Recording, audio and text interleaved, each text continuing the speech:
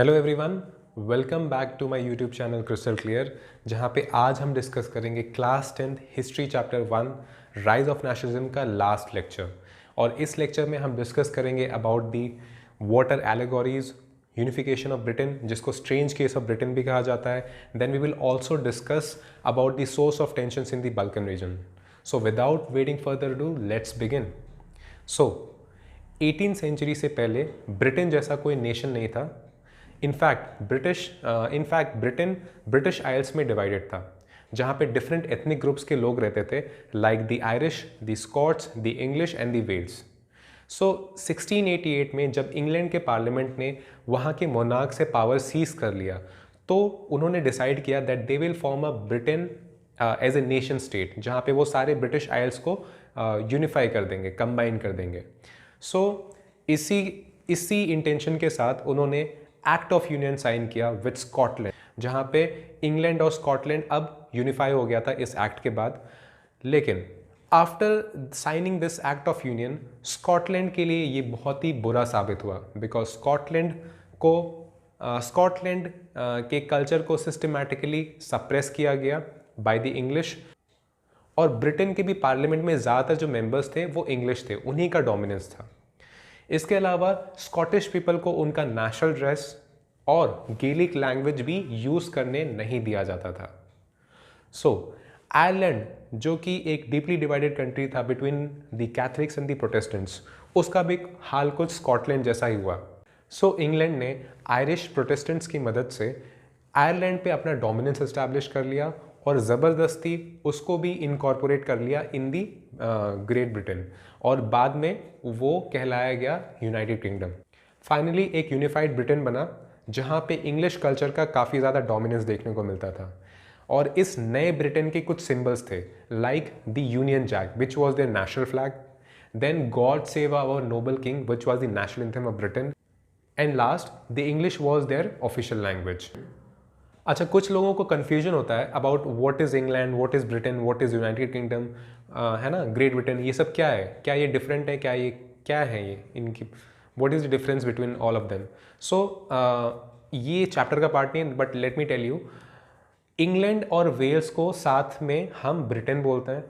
England, Wales और Scotland को एक साथ हम ग्रेट ब्रिटेन बोलते हैं, और England, Wales, Scotland and Northern Ireland को हम एक साथ यूनाइटेड किंगडम बोलते हैं। सो हमारा नेक्स्ट टॉपिक है विजुअलाइजिंग द नेशन, जिसमें हम एलेगोरीज के बारे में जानेंगे। सो 18th और 19th सेंचुरी में नेशन स्टेट बहुत ही नया आइडिया था, और ज़्यादातर लोग उससे रिलेट नहीं कर पाते थे। जैसे कि अगर किसी रूलर को रिप्रेजेंट करना है तो हम उसके पोर्ट्रेट से या फिर उसके स्टैचू से रिप्रेजेंट करेंगे, but what about a nation का तो कोई फेस है नहीं। सो इसी वजह से नेशनलिस्ट ने नेशन को एक ह्यूमन फॉर्म दिया, विच वेर कॉल्ड एलेगोरीज। एंड ज़्यादातर उस टाइम पे फीमेल फॉर्म यूज़ किया जाता था to represent different nations, like Marianne in France, Germania in Germany and Bharat Mata in India. So these were एलेगोरीज।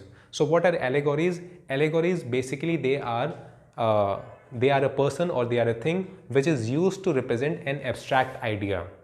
किसी भी एब्स्ट्रैक्ट आइडिया को एक कॉन्क्रीट फॉर्म देने के लिए एलेगोरी का इस्तेमाल किया जाता है। जैसे कि रेड कैप और ब्रोकन चेन्स, ये एलेगोरीज हैं of the idea of liberty. France के नेशन को एक ह्यूमन फॉर्म या फिर एक फेस देने के लिए लोगों ने मैरियान, जो कि एक फीमेल एलेगोरी था, उसको चूज़ किया। सो मैरियान उस टाइम पे एक बहुत ही पॉपुलर क्रिश्चियन नेम हुआ करता था, और मैरियान के स्टैचूज़ नेशनलिस्ट ने पब्लिक स्पेसेस में इरेक्ट किए, ताकि लोग जब उन स्टैचूज़ को देखें तो लोगों के अंदर नेशनलिज्म की फीलिंग आए।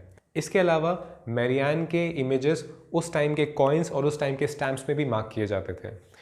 उसी तरीके से जर्मेनिया भी एक फीमेल एलेगोरी था जो जर्मन नेशन को रिप्रेजेंट करता था। जर्मेनिया के सिर पे एक क्राउन ऑफ ओक लीव्स देखा जा सकता है, जो कि हीरोइज्म को सिंबलाइज करता है।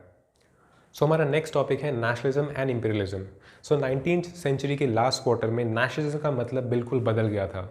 नेशनलिज्म का मतलब पहले हुआ करता था डेमोक्रेसी एंड रेवोल्यूशन, लेकिन बाद में रूलर्स ने लोगों के नेशनलिस्ट एस्पिरेशंस को यूज़ करना शुरू किया अपने इंपीरियलिस्ट एम्बिशंस को पूरा करने के लिए। अब नेशनलिज्म का मतलब तो हमें पता है, it means patriotic feeling for one's country, और बट ये इंपीरियलिज्म क्या है? सो इंपीरियलिज्म मतलब होता है invading other country and occupying that country. दूसरे कंट्री को कॉलोनी बना लेना, that is called imperialism. So rulers ने लोगों के नेशनल सेंटिमेंट्स को यूज़ करके अपने इम्पेरियलिस्ट एम्बिशंस को पूरा करना शुरू किया। इसका सबसे बेस्ट एग्जांपल है the Balkan regions. Now let us talk about the Balkan regions. So the area between Adriatic Sea and the Black Sea is called the Balkan regions.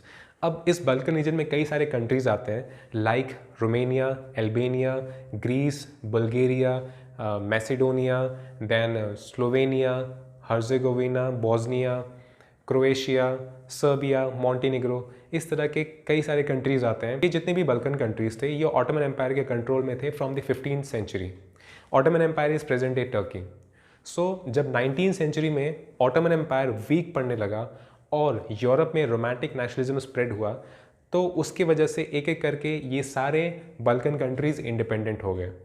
अब ये जितने भी बल्कन कंट्रीज़ थे, लाइक ग्रीस, मैसिडोनिया, ये आपस में एक दूसरे से काफ़ी जेलसी रखते थे और एक दूसरे की टेरिटरी को ऑक्यूपाई करना चाहते थे।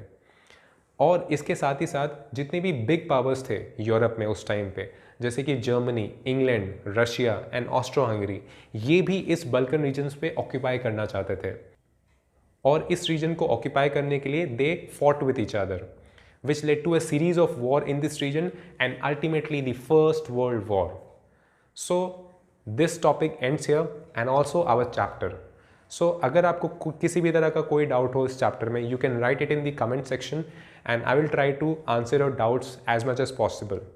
So if you have liked this video, please share it with your friends, subscribe and hit the like button. So thank you very much for listening.